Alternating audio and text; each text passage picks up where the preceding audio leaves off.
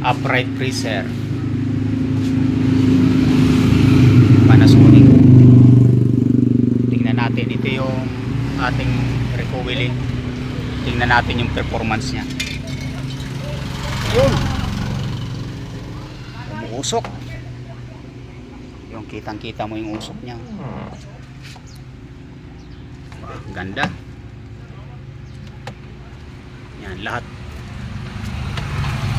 mas matibay na po yan kaysa nung una, dahil kahit magamit ka dyang kutsilyo, hindi mo na siya matutusok.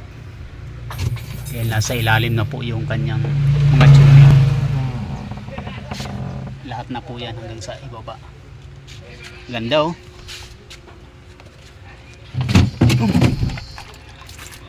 Tigas na yung ano, tumigas na yung ano, dati dinagdagan lang nila oh.